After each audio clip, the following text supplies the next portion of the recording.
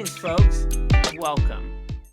There are times that we might use a regression model to look at the relationship between a dependent variable and just one explanatory variable. So here we have a regression model where you see y, which is the dependent variable, equals beta subscript 0 plus beta subscript 1x, where x is the explanatory variable, plus epsilon. And a specific application of a model like this could be to look at the effect that studying has on your grade. So here you see the model grade equals beta subscript 0 plus beta subscript 1 study plus epsilon. So in this model, the parameter beta subscript 1 tells us the effect that an additional hour of studying has on your grade. And we could collect data from a sample to actually look at the effect of studying on your test grade.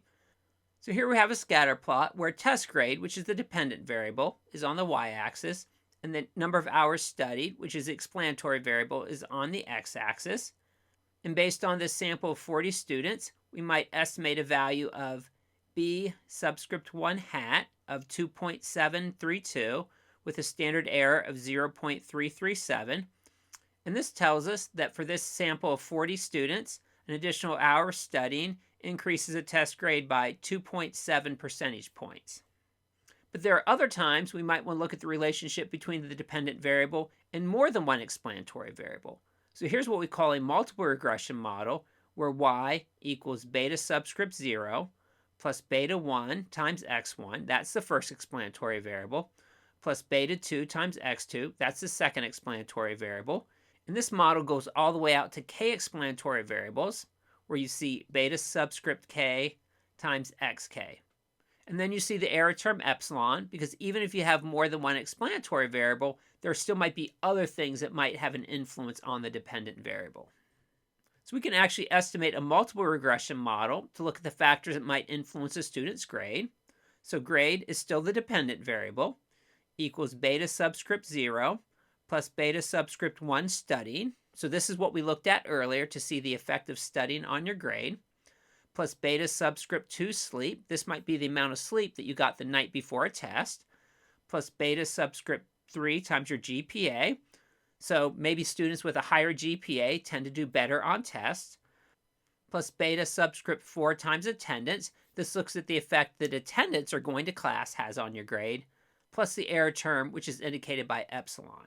So this is a regression model. So here we have 4 explanatory variables that look at the effects of studying, sleep, GPA, and attendance on your test grade.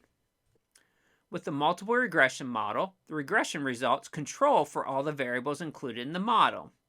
This means, for example, that the value of beta 1 is interpreted as the effect of studying on a test grade. This is something we looked at earlier with just that 2-variable regression model. But with this multiple regression model, we're able to hold constant the effects of a student's sleep, GPA, and attendance on their grade. As another example, the value of beta 2 in this multiple regression model is interpreted as the effect of sleep on a test grade, holding constant the effects of a student's studying, GPA, and attendance. So again, if you go back to that original model with one explanatory variable, the parameter beta subscript 1 told us the effect of studying on test grade without controlling for or accounting for the effect of any of those other variables that we included in the multiple regression model. So it might be the case that the amount of time that you put in studying before a test could be correlated with other things, like the amount of sleep you get the night before the test, your GPA, or your attendance, how often you go to class. And if that's the case, in this model with one explanatory variable, the parameter beta 1 might be picking up the influence of these other factors. So an advantage of using a multiple regression model is that this model isolates the effects of studying. So again, that's the parameter beta 1, separate from the effects related to the amount of sleep, GPA, and attendance. So when we're building a multiple regression model, we need to let economic theory and our intuition guide us in the variables that we choose to select and include. And there are often times we might not be able to find the perfect data for a variable that belongs in the model. In these cases, we might try using a different variable that's closely related to the variable we want as a proxy for what we think might have an impact on the dependent variable.